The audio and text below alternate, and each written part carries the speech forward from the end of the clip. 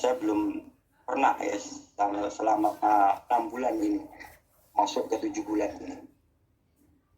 Lady Craven, penulis Inggris tahun 1789 mengatakan cara orang Utsmani memperlakukan wanita harus menjadi contoh bagi kita bangsa Eropa di semua tempat. Mereka tidak pernah merendahkan wanita, apalagi di jalanan. Nah, disinilah bagaimana kita mengetahui bagaimana perlakuan mereka terhadap wanita. Sampai tahun 1860, perempuan Eropa itu tidak boleh melakukan bisnis sendiri, ya, karena kedudukan perempuan itu diragukan, sebagai manusia utuh itu diragukan. Terus sampai 1920 pun di Amerika perempuan belum boleh untuk ikut pemilu. Untuk ditanya untuk ikut pemilihan umum itu tidak boleh. Tapi masyarakat Utsmani sudah mengamalkan ajaran Quran dan hadis, dan semuanya terlihat dengan jelas. Nah, ini ada di Philémon dari Perancis abad ke-16, 1596 tepatnya. Dia memberikan kesaksian seperti ini. Saya pernah tinggal di rumah orang Utsmani di Kervansaray selama 3 hari. Makan minum gratis. Ternyata tradisi mereka melakukan itu bukan hanya untuk tamu yang Muslim saja, tetapi juga untuk tamu Kristen. Ada juga Duloir, Prancis, 1624, yang mengatakan ada yayasan amal atau wakaf, charity, khusus untuk binatang. Jadi di masyarakat Turki Utsmani itu hampir tidak ada ladang kebaikan yang belum mereka pikirkan. Ada misalnya orang Prancis yang lainnya, Thévenot tahun 1665, dia mengatakan orang-orang kaya Utsmani saling bersedekah dalam jumlah yang banyak. Mereka mencari orang-orang miskin yang tidak memperlihatkan kemiskinannya atau ifah. Mereka sangat tidak toleran jika ada orang menyakiti binatang. Binatang-binatang yang haram dimakan juga tidak boleh disiksa di sana. Makanya tidak heran kalau mereka juga ada wakaf untuk anjing dan kucing. Ini contohnya luar biasa sekali. Baik, jadi singkatnya begini, tata kelola Turki Utsmani berbasis peradaban itu ada kerja-kerja untuk menggiatkan budaya ilmu dan kaderisasi kepemimpinan. Budaya ilmu digiatkan dengan pembangunan perpustakaan sejak masa Orhan, ya, kalau tidak salah. Nah, Osman itu belum ada, saya pribadi belum menemukan literatur yang pasti, ya, perpustakaan yang dibangun di masa Utsman. Tapi ketika di masa Orhan, itu juga sudah membuat college, universitas di Bursa, di tempat saya sekarang ini berada, ya. Perpustakaan itu nanti mencapai zaman puncak kejayaannya. Perpustakaan itu pada tahun 1700-an, masa apa itu, Laleli atau apa itu, di masa Sultan Ahmed gitu, Sultan Ahmed III kalau nggak salah. Nah, tepatnya pada tahun 1700 sekitar 24-25 itu. Dan perpustakaan itu dibangun banyak sekali. Nanti ada di masjid, ya, ada di di college, terus di TK. TK itu semacam pondok sufi. Nah, perpustakaan ini dijalankan dengan wakaf, termasuk bukan wakaf gedung sama bukunya saja, tapi operasionalnya juga, termasuk pustakawan yang orang bekerja di situ gajinya berapa tiap harinya, terus kemudian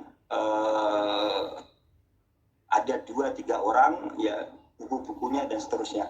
Jadi dia memikirkan sampai operasionalnya.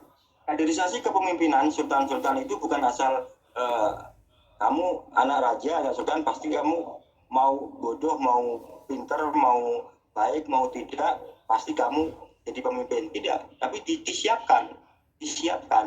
Dan itu kita bisa melihatnya bagaimana pembekalan calon-calon sultan. Ada daerah Manisa. Kalau kita mau ke Izmir, saya kadang-kadang tercampur antara kota Izmir sama Iznik. Kalau Iznik itu kota yang tadi disebutkan oleh Prof. Hamid tadi, Nikea itu. Nikea itu nama sekarangnya di Turki itu disebut Iznik. Kalau kita ke Izmir, kita melewati Manisa. Manisa di situ adalah satu Sanjak Bey, di mana calon-calon sultan itu dikader, dia ditempa di situ menjadi semacam bupati lah di situ. Latihan memimpinnya di situ. Dan itu daerah pelosok jauh dari ibu kota. Terus nantinya ada banyak pemberontak juga di sana itu, perusuh juga di situ. Nah, jadi dikader semuanya. Ada Malaysia, ada Amasa dan seterusnya. Nah, kemudian mereka juga melakukan integrasi ajaran Islam baik dari Al-Quran maupun hadis menjadi budaya, ya, membumikannya dalam budaya. Misalnya dalam Al-Quran itu ada ayat yang menjelaskan qaulun ma'rufun khairun min shadaqatin yatba'uha ada. Perkataan yang baik itu bisa sangat lebih baik, ya, itu lebih utama, lebih baik daripada bersedekah tapi diiringi dengan kata-kata yang menyakiti orang yang menerima. Maka untuk menjaga muruah atau kehormatan diri orang yang menerima sedekah, menerima zakat dan seterusnya itu ada semacam sadaqah tase. Itu semacam kota amal ada di pinggir-pinggir jalan. Orang yang ingin bersedekah naruh saja di situ, nggak ngasih langsung ke orangnya. Nanti orang yang perlu dia ngambil seperlunya saja, tidak langsung dikeruk semuanya isi kotaknya, tidak. Sama dengan askedar ekmek. Ekmek itu artinya roti, askedar itu artinya digantung. Jadi viral di medsos itu kalau orang beli roti 3 diambil 2, yang 1 digantung. Nanti kalau ada yang perlu dia ngambil yang dia perlukan, roti yang dia perlukan. Ada juga kemandirian ekonomi umat melalui lembaga wakaf yang sangat profesional, diatur betul sampai cara operasionalnya bertahan selama mungkin. Karena orang-orang yang wakaf itu niatnya sampai hari kiamat wakafnya tidak rusak. Makanya dijaga betul. Dan 90% tanah di Istanbul itu adalah tanah wakaf sebenarnya. Nanti pada zaman awal-awal Republik itu tanah-tanah wakaf banyak dijual, ya, termasuk tanah masjid, tanah Darushifa, ya, rumah sakit, terus ada lagi Darul Aziz kayak panti jompo gitu, dan lain sebagainya.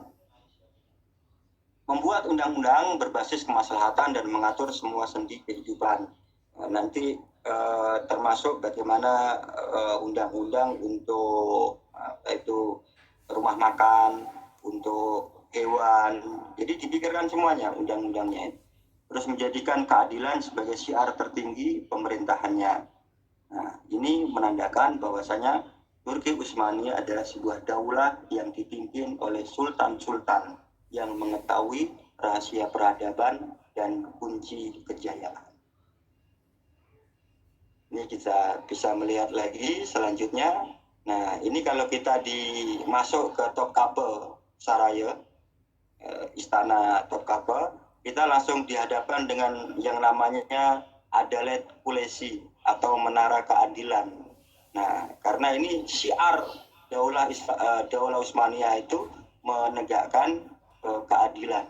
Nah, ini yang disebut dengan keadilan menjadi syiar tertingginya. Devlet Ali Utsmani, ini nama resminya.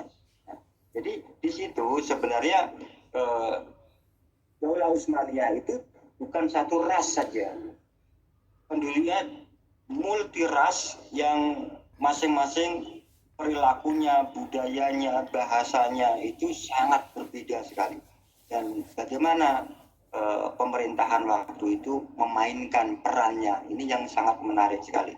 Ini ada Turki, ya, terus ada Arab, ya, terus kemudian ada Slavia, Romawi, terus Albania, Yunani, Chaldea dan Moranites, Tartar, Druze ini masih ada di Lebanon atau di wilayah-wilayah lainnya, termasuk mungkin di Syria juga ada Turkmen, terus Kurdi, Armenia, Yahudi, dan lain sebagainya. Jadi ini prosentasenya bisa kita lihat. Makanya apakah Turki Utsmani itu sebagai satu pemerintahan yang berbasis pada syariah, pada ajaran Islam, kemudian kasarannya adalah bentuk pemerintahannya adalah monarki, itu selalu mengunggulkan ras Turki, bangsa Turki. Tidak. Sebab apa? Sebab tidak sedikit sadrazam atau sodrul a'dham atau perdana menteri dan menteri-menteri itu banyak sekali dari masa ke masa itu justru bukan keturunan Turki. Mereka ada yang Arab, bahkan ada yang Romawi. Tidak penting, suku, ras itu tidak penting dalam daulah Utsmaniyah itu. Ada peraturan sedikit berbeda berdasarkan pada agamanya. Anda Muslim dan tidak Muslim. Kalau Muslim mengikut